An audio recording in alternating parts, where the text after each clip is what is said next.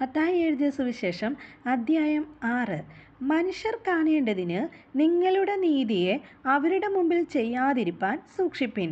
അല്ലാഞ്ഞാൽ സ്വർഗത്തിലുള്ള നിങ്ങളുടെ പിതാവിൻ്റെ പക്കൽ നിങ്ങൾക്ക് പ്രതിഫലമില്ല. ആകയാൽ ഭിക്ഷ കൊടുക്കുമ്പോൾ മനുഷ്യരാൽ മാനം ലഭിപ്പാൻ പള്ളികളിലും വീഥികളിലും കപടഭക്തിക്കാർ ചെയ്യുന്നതുപോലെ നിന്റെ മുമ്പിൽ കാഹളം ഊതിക്കരുത്. അവർക്ക് പ്രതിഫലം കിട്ടിപ്പോയി എന്ന് ഞാൻ സത്യമായിട്ട് നിങ്ങളോട് പറയുന്നു. നീയോ ഭിക്ഷ കൊടുക്കുമ്പോൾ നിന്റെ ഭിക്ഷ രഹസ്യത്തിലായിരിക്കേണ്ടതിന് വലങ്കൈ ചെയ്യുന്നത് എന്ത് എന്ന് ഇടങ്കൈ അറിയരുത്. രഹസ്യത്തിൽ കാണുന്ന നിന്റെ പിതാവ് നിനക്ക് പ്രതിഫലം തരും. നിങ്ങൾ പ്രാർത്ഥിക്കുമ്പോൾ കപടഭക്തിക്കാരെ പോലെ ആകരുത്. അവർ മനുഷ്യർക്ക് വിളങ്ങേണ്ടതിന് പള്ളികളിലും തെരുകോണുകളിലും നിന്നുകൊണ്ട് പ്രാർത്ഥിപ്പാൻ ഇഷ്ടപ്പെടുന്നു. അവർക്ക് പ്രതിഫലം കിട്ടിപ്പോയി എന്ന് ഞാൻ സത്യമായിട്ട് നിങ്ങളോട് പറയുന്നു. നീയോ പ്രാർത്ഥിക്കുമ്പോൾ അറയിൽ കടന്ന് വാതിൽ അടച്ച് രഹസ്യത്തിലുള്ള നിന്റെ പിതാവിനോട് പ്രാർത്ഥിക്കുക. രഹസ്യത്തിൽ കാണുന്ന നിന്റെ പിതാവ് നിനക്ക് പ്രതിഫലം തരും. പ്രാർത്ഥിക്കയിൽ നിങ്ങൾ ജാതികളെപ്പോലെ ജൽപ്പനം ചെയ്യരുത്. അതിഭാഷണത്താൽ ഉത്തരം കിട്ടുമെന്നല്ലോ അവർക്ക് തോന്നുന്നത്. അവരോട് തുല്യരാകരുത്. നിങ്ങൾക്ക് ആവശ്യമുള്ളത് ഇന്നതെന്ന് നിങ്ങൾ യാചിക്കും മുമ്പേ നിങ്ങളുടെ പിതാവ് അറിയുന്നുവല്ലോ. നിങ്ങൾ ഇവണ്ണം പ്രാർത്ഥിപ്പീൻ: സ്വർഗസ്ഥനായ ഞങ്ങളുടെ പിതാവേ, നിന്റെ നാമം വിശുദ്ധീകരിക്കപ്പെടണമേ. നിന്റെ രാജ്യം വരയണമേ. നിന്റെ ഇഷ്ടം സ്വർഗത്തിലെ പോലെ ഭൂമിയിലും ആകണമേ. ഞങ്ങൾക്ക് ആവശ്യമുള്ള ആഹാരം ഇന്നു തരണമേ. ഞങ്ങളുടെ കടക്കാരോട് ഞങ്ങൾ ക്ഷമിച്ചിരിക്കുന്നത് പോലെ ഞങ്ങളുടെ കടങ്ങളെ ഞങ്ങളോടും ക്ഷമിക്കണമേ. ഞങ്ങളെ പരീക്ഷയിൽ കടത്താതെ ദുഷ്ടങ്ങളിൽ നിന്ന് ഞങ്ങളെ വിടുവിക്കണമേ. രാജ്യവും ശക്തിയും മഹത്വവും എന്നേക്കും നിനക്കുള്ളതല്ലോ. നിങ്ങൾ മനുഷ്യരോട് അവരുടെ പിഴകളെ ക്ഷമിച്ചാൽ സ്വർഗസ്ഥനായ നിങ്ങളുടെ പിതാവ് നിങ്ങളോടും ക്ഷമിക്കും. നിങ്ങൾ മനുഷ്യരോട് പിഴകളെ ക്ഷമിക്കാഞ്ഞാലോ നിങ്ങളുടെ പിതാവ് നിങ്ങളുടെ പിഴകളെയും ക്ഷമിക്കുകയില്ല. ഉപവസിക്കുമ്പോൾ നിങ്ങൾ കപടഭക്തിക്കാരെ പോലെ വാടിയ മുഖം കാണിക്കരുത്. അവർ ഉപവസിക്കുന്നത് മനുഷ്യർക്ക് വിളങ്ങേണ്ടതിന് മുഖം വിരൂപമാക്കുന്നു. അവർക്ക് പ്രതിഫലം കിട്ടിപ്പോയി എന്ന് ഞാൻ സത്യമായിട്ട് നിങ്ങളോട് പറയുന്നു.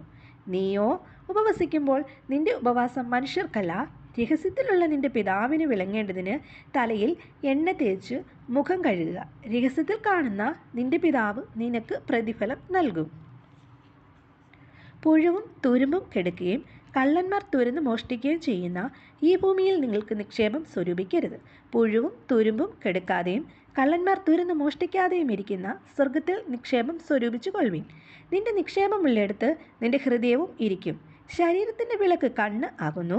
കണ്ണ് ചൊവ്വുള്ളതെങ്കിൽ നിന്റെ ശരീരം മുഴുവനും പ്രകാശിതമായിരിക്കും. കണ്ണ് കേടുള്ളതെങ്കിലോ നിന്റെ ശരീരം മുഴുവനും ഇരുണ്ടതായിരിക്കും. എന്നാൽ നിന്നിലുള്ള വെളിച്ചം ഇരുട്ടായാൽ ഇരുട്ട് എത്ര വലിയത്! 2 യജമാനന്മാരെ സേവിപ്പാൻ ആർക്കും കഴിയില്ല.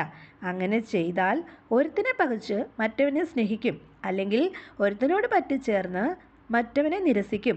നിങ്ങൾക്ക് ദൈവത്തെയും മാമോനെയും സേവിപ്പാൻ കഴിയില്ല.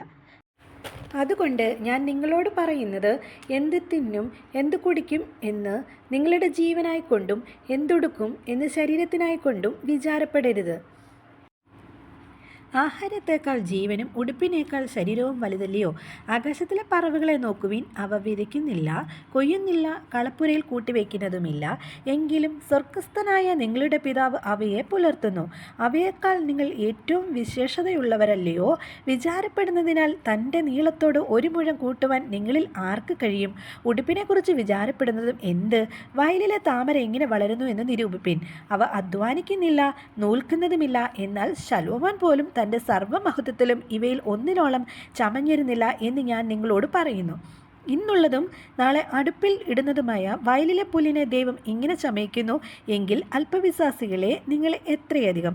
ആകയാൽ നാം എന്ത് തിന്നും എന്ത് കുടിക്കും എന്തുടുക്കും എന്നിങ്ങനെ നിങ്ങൾ വിചാരപ്പെടരുത്. ഈ വകയൊക്കെയും ജാതികൾ അന്വേഷിക്കുന്നു. സ്വർഗസ്ഥനായ നിങ്ങളുടെ പിതാവ് ഇതൊക്കെയും നിങ്ങൾക്ക് ആവശ്യം എന്ന് അറിയുന്നുവല്ലോ. മുമ്പേ അവൻ്റെ രാജ്യവും നീതിയും അന്വേഷിപ്പിൻ, അതോടുകൂടി ഇതൊക്കെയും നിങ്ങൾക്ക് കിട്ടും. അതുകൊണ്ട് നാളേക്കായി വിചാരപ്പെടരുത്. നാളത്തെ ദിവസം തനിക്കായി വിചാരപ്പെടുമല്ലോ.